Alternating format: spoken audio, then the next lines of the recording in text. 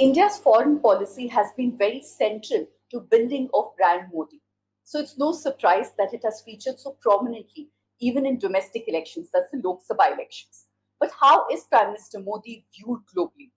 And what does it mean to use issues like Katchatheevu and the Russia-Ukraine war in Lok Sabha elections? To discuss all this, I have with me somebody who is a veteran journalist specializing in areas of foreign policy as well as security. Smita Sharma, thank you so much for joining us. But before I go across to Smita, a quick appeal from all of us here. We have been covering Lok Sabha elections from the ground, not just in the south, but across the country. Make sure that you log in and check out the joint election fund set up by the News Minute as well as News Laundry. See what topic interests you and make sure that you do your bit to support independent journalism. So, Smita, let's start off with the question of how Prime Minister Modi is actually perceived globally by global leaders. Hi, Pooja. Well, it's a question that sort of needs to be seen in the larger context of the rise of India, because there are two parts to it.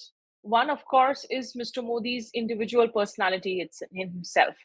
And I think there are a couple of things that he has done, when it comes to leading the country on the global stage, which he's got right, and which also includes a very proactive sort of an approach on international relations, on foreign policy, galvanizing sort of the public opinion on social media. It's been one of the strengths. I mean, starting 2014, when he started using X, which was, of course, Twitter, he was one of the leaders globally who was using it very, very prominently and galvanizing an entire, in fact, audience out there, starting to tweet in different languages, every country that he would visit, so much so that we saw a lot of other foreign leaders start doing this when they started coming to India. So there is that online personality of Mr. Modi. There is that real personality of Mr. Modi. He carries that weight, which comes with leading one of the, the biggest economic rising stories today in the world. And that adds, of course, to his leadership value and strength. The fact that India is seen as a market that is huge, that is growing. It's been one of the economic spots which has been a sweet spot globally, even amid two wars, crises. And this is not something that has happened overnight, we need to remember, because even post 2008, the global financial crisis, which happened with the bubble bursting, the Lehman Brothers collapse, India's story was still pretty much stable. And Dr. Manmohan Singh then had, of course, been praised a lot by foreign leaders for sort of his wisdom that he brought to the table when it came to dealing with the economic crisis across the globe. And leaders, including President Obama, had always made it sort of very, very public, their respect and their genuine respect for somebody like Dr. Manmohan Singh, who they thought was erudite, was intellectual. So Mr. Modi has a personality, he has a way of doing things. He doesn't shy away from being, being very, very visible on the public stage.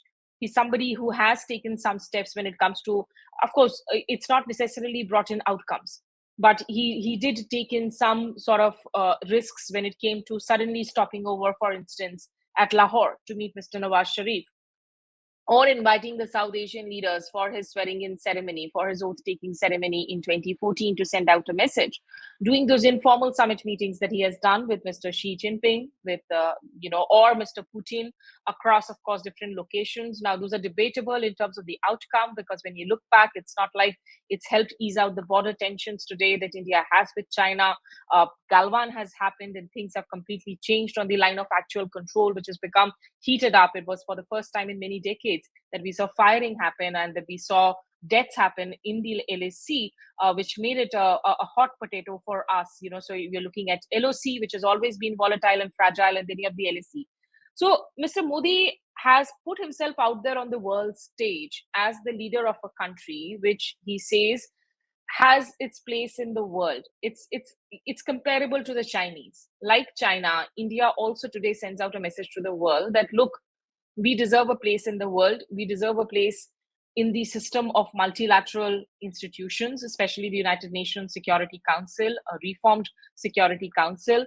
And he is somebody who has also been, in fact, utilizing foreign policy events and visits of foreign leaders to time it, to coincide it with a whole bunch of political events at home.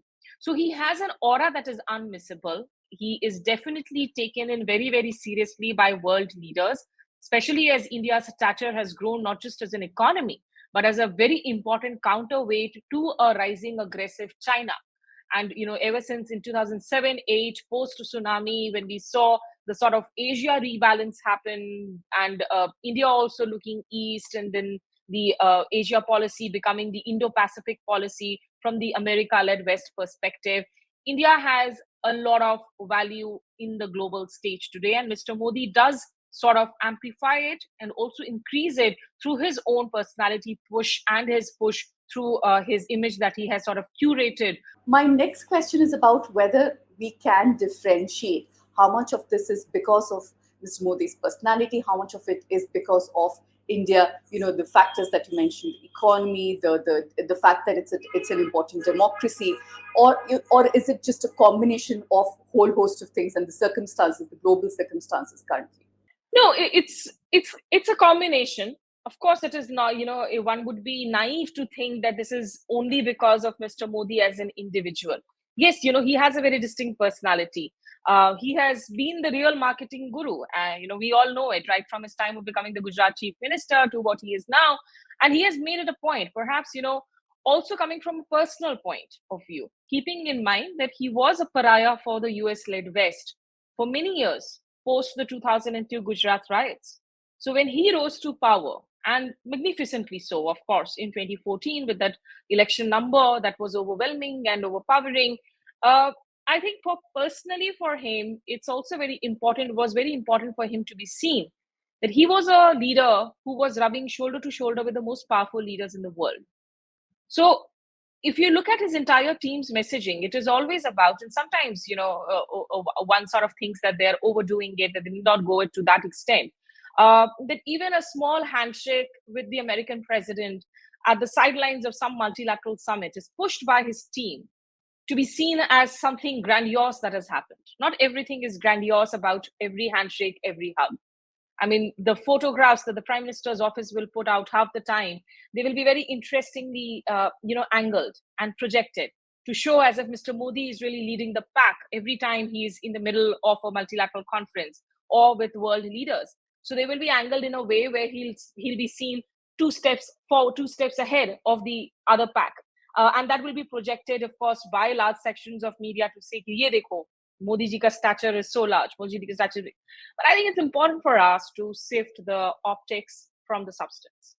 And the substance definitely for Mr. Modi arises from 2-3 things, some of which I've already mentioned, is the fact that India today is the world's 5th largest economy. Having said that, of course, the gap is still very, very huge when it comes to playing catch up, say, for instance, with China or with the US. But we are aspiring to be the 5th largest economy. The world has had its fair share of disillusionment with China. Even if they are not able to decouple business right now, the larger goal is to try and wean away a lot of these manufacturing units from China into other countries, especially in the Southeast Asia, where we see, of course, the countries taking advantage more compared to India, despite all our tall rhetoric at this point in time. So you have countries like Indonesia, like Vietnam, which even Bangladesh in some sectors, which are being able to pull away some of the industries. But of course, the world is reliant on a whole bunch of semiconductors to a lot of these import items that India is not being able to provide that alternate as. But they look at India as being able to provide that market, given its demographic dividend, given our 1.4 billion population size, our market size. So it's also one of the markets where you actually, if you manufacture, you end up selling.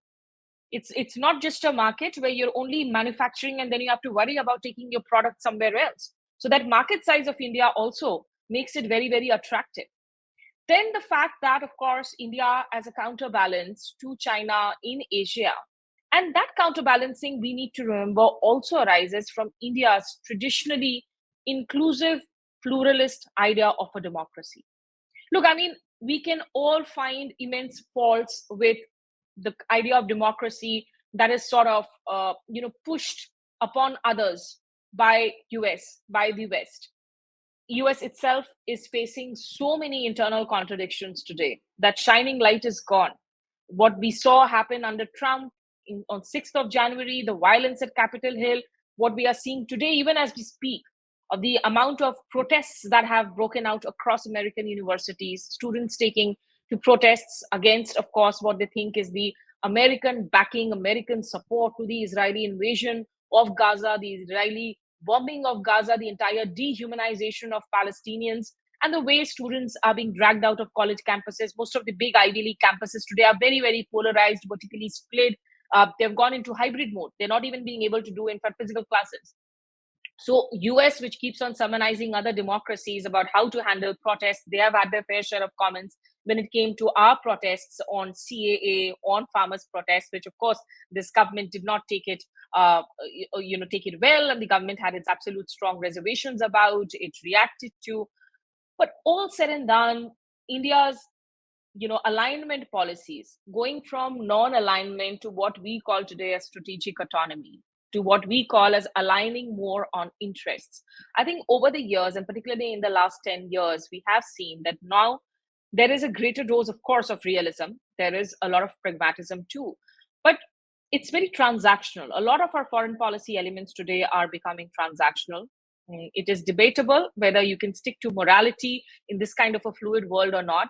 The chaos in the global order, the chaos in the world has somehow also strangely, ironically, been beneficial to India, whether it's even about buying cheap oil, gas from Russia, refining it, and then exporting it back and selling it off to the US and Europe, which otherwise have a price cap or sanctions against Russia and Russian entities, or the fact that Silicon Valley today in the US is wanting to move away from China, and India wanting to provide that kind of an alternate, to tell them that, look, you come in here, we are giving you space, we give you labor, you have a country which is by and large stable, which is a democracy that we talk about our secular principles. So I think much of it draws from that tradition, and therein lies the challenge that, while Mr. Modi today enjoys the global spotlight, and not to forget a successful G20 presidency, which I do give credit to Mr. Modi for. Of course, you still have way more banners and hoardings of G20 on our streets. I don't know about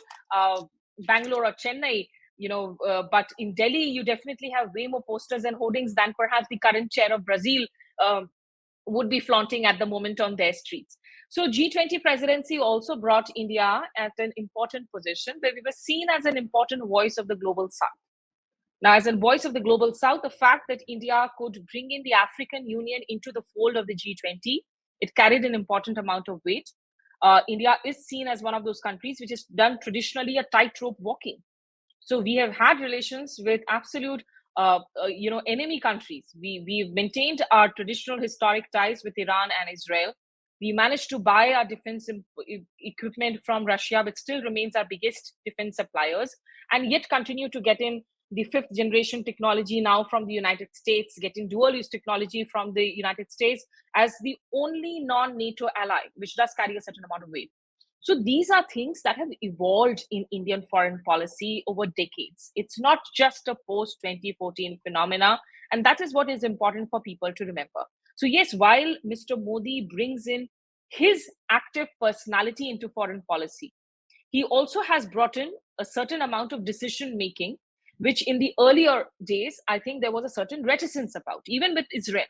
Israel relations is not something that the BJP government has built. It is a relationship whose foundation stones were laid in the times of Mr. Narasimha Rao, and thereby in the Congress times that followed. But Mr. Modi has been able to push through some reticence of history and be more proactive on certain relations, whether it's the quadrilateral security dialogue in the Indo-Pacific or relations with West Asia, particularly UAE and Saudi Arabia as well. But it cannot be seen out of context of the value of India, not just today, but what it has been bringing to the table over the decades. It's interesting you mention the G20 summit, because it does feature in the manifesto, the BJP manifesto as well, along with promises like we'll bring Olympics to India, and projection of Lor Ram is one of the diplomatic symbols of India. They've gone into quite a bit of detail. How do you view this foreign policy of this magnitude in the manifesto of a domestic election? Mr. Modi and the BJP have been telling their supporters that, of course, foreign policy is a very big plank. And why so? Because they want to tell people that, look, we have arrived on the world stage. This constant refrain that they keep on making, कि हमारा passport आज ज़्यादा वजनदार हो गया है, कि to say that in the Indian passport is a lot more weight. It's not really true. I mean, it's not like there are way too many countries where Indians with their passports can go in easily. The visa process has been simplified. It's not a dramatic shift in what has happened. But there is, of course, you campaign in poetry, you govern in prose. There are differences there. And for the BJP, they have a muscular policy on a whole lot of fronts, whether it's politics, whether it's national security, whether it's foreign policy. So the couple of things that you do see happening with the BJP, one is this increasing shift towards territorial nationalism. And, I'm sure you'll come to the Katchatheevu Island controversy. So the fact that this is something, when it came to trying to lay claim on lands, trying to lay claim that we will be getting back some other land. These are things that are usually seen in the Chinese foreign policy. This was not a part of the Indian foreign policy sort of landscape. This is happening. The security frameworks being brought into foreign policy. Not everything is nuanced anymore. It's really about transactions that, what am I getting from you in my national interest, which is fine, which every country today is doing it. So, but for India, I think for Mr. Modi and the diaspora factor, weaponizing the diaspora in a political way, going to countries, this is again something that has actually shifted significantly under the BJP government in the last 10 years. Earlier prime ministers would go abroad, they would have one or two meetings, but it was never so hyped up. Today, every Indian who is out there, the BJP government sends out a message saying, you are our brand ambassador, you are basically our voter, even if those diaspora members may be citizens of other countries, and they are in most cases. So as citizens, they actually have different duties and they have allegiance to the countries where they are living and they are staying. So the sort of weaponizing of the diaspora, there is this constant messaging that India today is revisiting its civilizational importance on the world stage and trying to reclaim it. So that's an inherent messaging, whether it is Hindutva at home or whether it is trying to say that every global leader today is taking Mr. Modi seriously and India seriously. So the constant refrain, even in elections, is that, look, here is a man that the president of the United States is calling up to talk to. The Russian president is calling to talk to. They are seeking their advice, and which you see finding way into their campaign where it says ki Papa war rukhwa di on the Russia-Ukraine war, which is not true at all. Because the then, in fact, spokesperson, and I was there in that briefing, Arindam Bakchi, was asked again and again about these news reports that were doing the rounds, that did Mr. Modi actually speak to Mr. Putin and ensured that there was a safe passage and the Russians were not bombing Ukraine so that the students could be brought out. And Mr. Arindam Bakchi is on the record, the videos have been surfacing again and again, seeing that to extrapolate it this way would be incorrect. That it's, because then it would suggest that, okay, once the students are out, we called and said, okay, now you go ahead and bomb, continue with your invasion. That's not the case, really.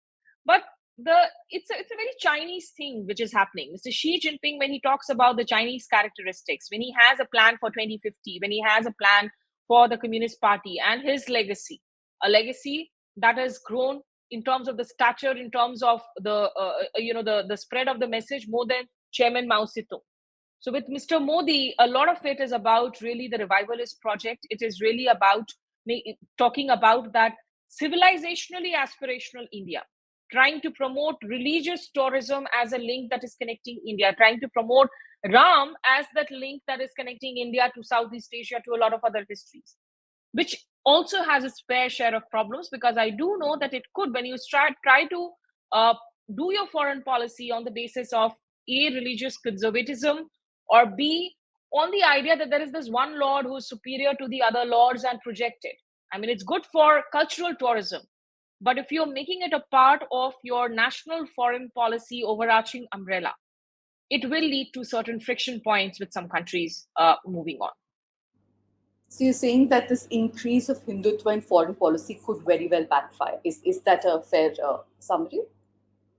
Yes, because you see in the immediate neighborhood itself, we have a fair share of apprehension and suspicion lurking in the minds of countries, including Nepal and Bangladesh. In Nepal, as it is, India has done fair share of mistakes. Today, in India doesn't realize, and perhaps Indians don't realize, that every time a senior minister, including the likes of a home minister, they take the jibe at our neighbors with whom we share geographical land boundaries with. And you cannot, as Mr. Vajpayee would say, कि हम अपने पड़ोसियों को नहीं बदल सकते हैं, हम अपने पड़ोसियों को नहीं चुन सकते हैं. So if you are doing that in Nepal, which has had a long history of monarchy, there is a constant suspicion among large sections of people that India, and particularly backed by the Rashtriya Swayamsevak Sangh, it is trying to make sure that the Hindu Rashtra monarchy is back in Nepal as an extended project of Hindutva, as an extended project of Hindu Rashtra. And when you have these kind of apprehensions and suspicions in a country which has been politically very fragile, I mean, I've lost track of the number of prime ministers and who replaces which prime minister in the country ever since the end of the civil war. And Mr. Prachanda is the current prime minister. He was the one who was leading that entire guerrilla warfare for 2 decades in the country. So post 2008, after the end of the Maoist sort of movement out there, you've had frequent change in prime ministers there. You've had governments which have fallen like 9 pins very quickly, just a matter of days. And that political turbulence continues. So if you add to it this dose, and the fact that there have been 2 instances when India has done a blockade of Nepal, including a recent one in 2015, when the then, in fact, External Affairs Minister, Dr. S. Jaishankar, was the Foreign Secretary. Those scars are pretty much fresh in the minds of the younger generations. A lot of the younger generations today who earlier were coming to Indian universities and institutes are actually now moving to the West. They're moving to other destinations. Same with Bangladeshis.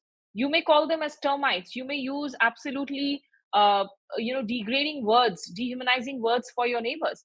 But the fact is that Bangladeshis are not looking at India for their work options today. Most of them are going into West Asia to Middle East, in Bahrain, in Oman. In Bahrain, the native population is less than the Bangladeshi population today.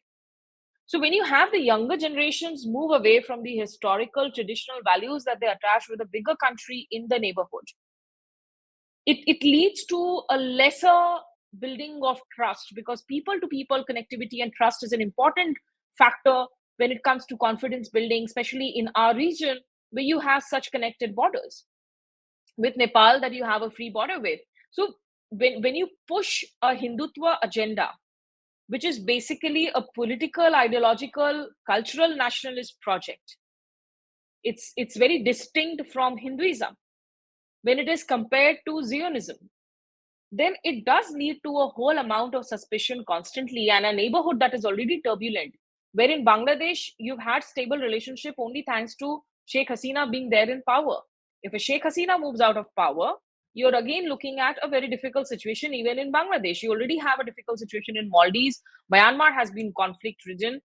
Pakistan, of course, the less said, the better. Afghanistan, you have a Taliban Sri in Lanka as control. well now. Sri Lanka has just emerged out of the woods, so there is nothing wrong in trying to, and it's something that they've been trying to do over the last few years of building the Ramayana circuit, and Southeast Asian nations have their own versions of Ramayana. So it is an important historical cultural link. But if the cultural link is used as a political weapon, and the assertion of a political identity, which is your own aspirational identity for your constituency and the Rashtriya Swayamsevak Sangh, it will lead to friction between countries, including with the West, because I do know and I can speak, from my conversations with a lot of the, in fact, European countries and the Western nations, many of whom are very uncomfortable every time they are proposed, or, the idea that they may even be asked to go visit the Ayodhya temple in the future. They're not comfortable given Ayodhya temple's controversial past. So these are things that tend to flare up in a relationship, especially in a turbulent neighborhood with very sort of diverse countries with diverse populations. My last question is about how countries elsewhere are viewing these specific things, like you mentioned rightly. The conflict with Maldives, that was perhaps to appease a certain section of people, population here, target audience of the BJP. The same with this entire Katchatheevu controversy, right? It happened just before the Tamil Nadu elections. Now we can't talk about whether it would have had any kind of electoral benefit for the BJP, but it was talked about quite a bit, even by the Prime Minister. And then, of course, that Prime Minister Modi intervening and stopping the Russia-Ukraine war. Is this being observed? Is it happening in a silo in India? Are people aware of these conversations within, and how is it being viewed? Look, I think without a doubt, people have definitely become way more aware of what's happening on the foreign policy front today. Foreign policy has become inherently linked with elections in these past 10 years because of the push that the BJP has given. I don't remember, I've covered elections for the past 2 decades and more. Foreign policy issues were normally considered an issue that would be dealt with the intellectuals, with the elites. It would be a part of conversations of academics, of scholars, of journalists like you and me. It wouldn't really be a And it conversation. would be Uh, bipartisan as well, right? Not so it would be polarized. bipartisan. Yeah, and it wouldn't be something that chai wale bhaiya is discussing on the street. It wouldn't be somebody who doesn't really sort of come across as interested in foreign policy. There are a couple of reasons. Of course, we are living in a world which has also changed dramatically. This is not the India of 1977. This is not the India of even 2004.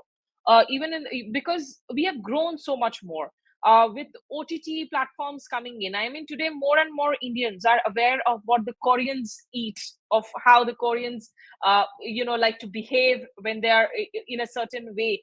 People are watching Turkish drama. People are exposed to so much more, in fact, global culture than they were a decade or two ago. So that also, then the younger people today, they have more choices. People are still wanting. There are a large number of immigrants that are immigration that is still happening.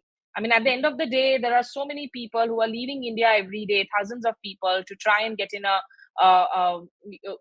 green card, or to try and get in a citizenship in the United States, or a PR in Australia.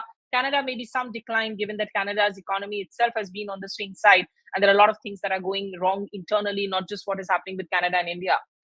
But the use of foreign policy to rake up a certain emotion and a sentiment and a frenzy, this is a dangerous slope, and one that is not really advised. And to see a foreign minister sitting at a BJP headquarters, sending in a very politically sharp message when he talks about a Katchatheevu. Interestingly, we are talking today on 27th of April. 28th April 2009 is when we had seen an incident where the then DMK Patriarch Chief, Mr. M. Karunanidhi, who was the Chief Minister of Tamil Nadu, he had observed a quick fast.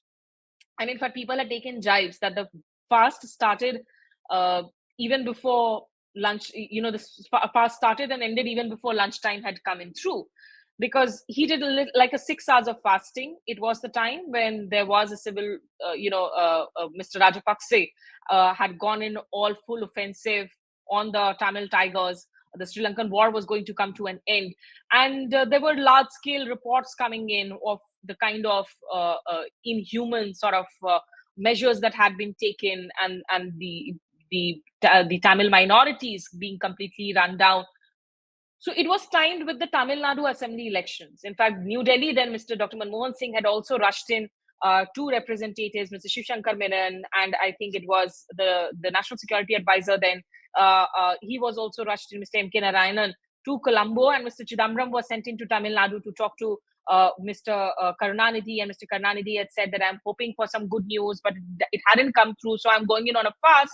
And there was a massive fast. In fact, there was his supporters started pouring in. There were massive traffic jams that were happening, but in 6 hours, it was called off. So it was a rare instance when directly a foreign policy event weaved in with a domestic issue was sort of popped up during the elections. It does happen in Tamil Nadu every now and then with this entire Tamil, because it's so much more linked to the Tamil minority issues within Sri Lanka, the fishermen issues, which is a humanitarian issue. But to my mind, I was trying to recall of past government instances when foreign policy instances had actually become direct planks, which wasn't the case. I mean, if a Bofors was a huge plank in the election. It was because it was a scam. It wasn't an IR event. But for Mr. Modi, as a leader who also has made a departure from tradition, because in the past, no other Indian prime minister would go on to foreign tours once the parliamentary election dates had been announced. He makes an exception. He goes into Bhutan, he splashed across TV whole day long.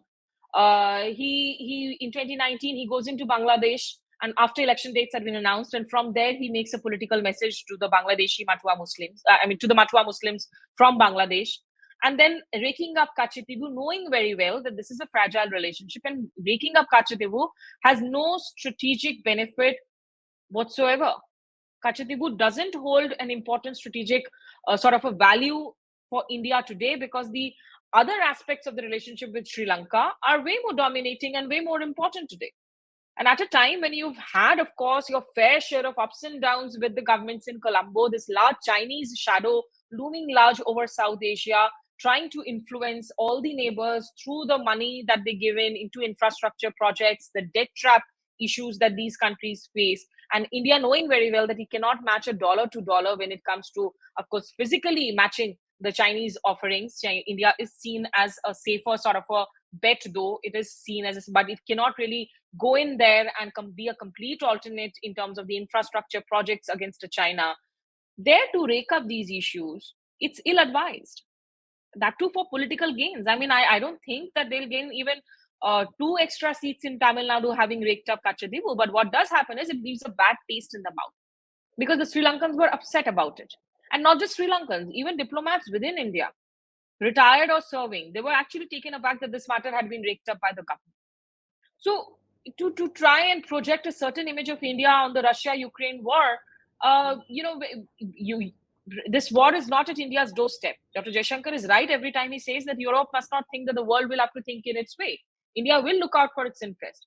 But increasingly, if you're doing business with Europe, if you're trying to negotiate a free trade agreement, the Europeans are upset. And I don't know for how long. I think moving forward, India's real challenge will lie in how long will the other countries continue to be patient of India, wanting to play all sides, wanting to do a tightrope walking with all sides. There will be pressure to choose sides. So that will be, and that is a question that gets a sort of,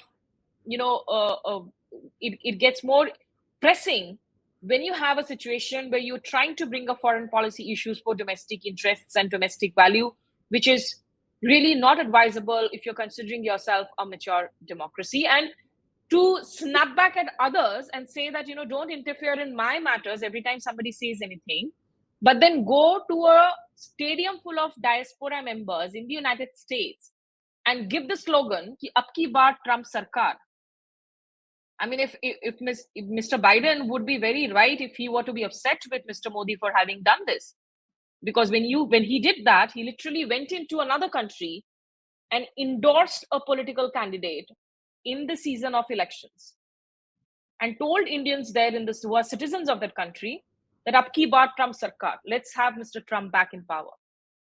It's a direct interference in a foreign election. There's no two ways. Absolutely. It's a direct interference. And so tomorrow, if you are wanting to rake up foreign policy issues in your election season, and you have other countries responding back to it, then you cannot take that excuse and say that please do not interfere in my internal matters, because you're already sort of accused of doing that, and very categorically so.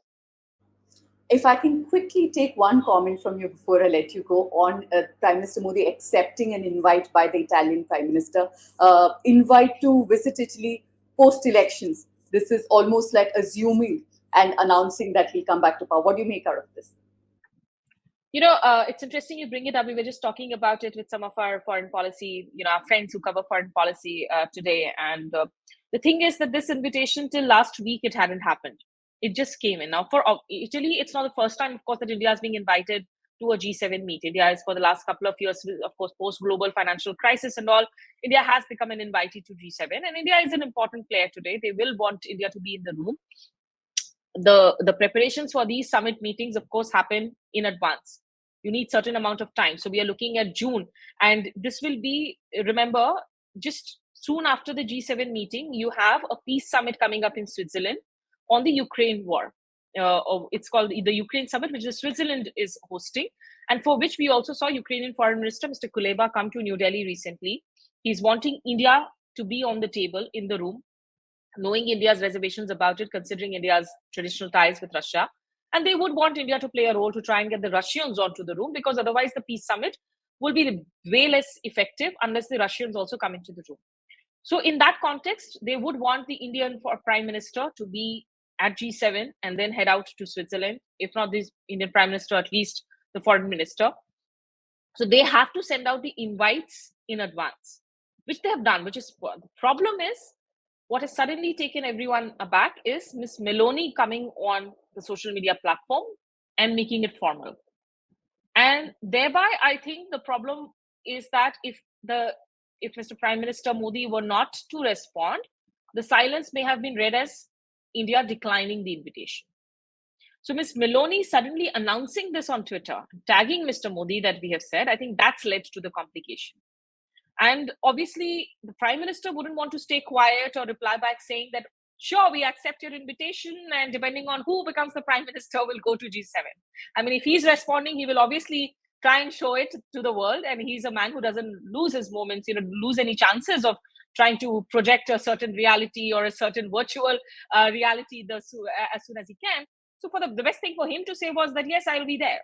But technically, it is a departure from protocol. And it is not appropriate that for a government that is in the middle of elections, the incumbent prime minister should say that I am going, because then obviously, so for Ms. Meloni, I think the fault lies there. She should have thought about it before putting it out on social media platform, because this is in a way she endorsing Mr. Modi's candidature and hoping that he's back in power. Right. I thank you for your time and for this engaging conversation, Smita. It was great talking to you about a whole host of issues. And also a quick appeal, if I could talk to our viewers, make sure that you become a paid TNM subscriber and also contribute to our joint News Laundry and TNM election fund. Yes, thank you so much, Pooja. I enjoyed the conversation. And yes, subscribers, please support good independent journalism, like the News Minute, like the, of course, News Laundry as well. So go ahead and subscribe to them. This election season, your right to choose puts you at the heart of it again. We'd like to be your eyes and ears. Choose the journalism and media that serves democracy and you. Simply log on to newslaundry.com/2024 election fund and choose an amount of your choice for the reports of your choice.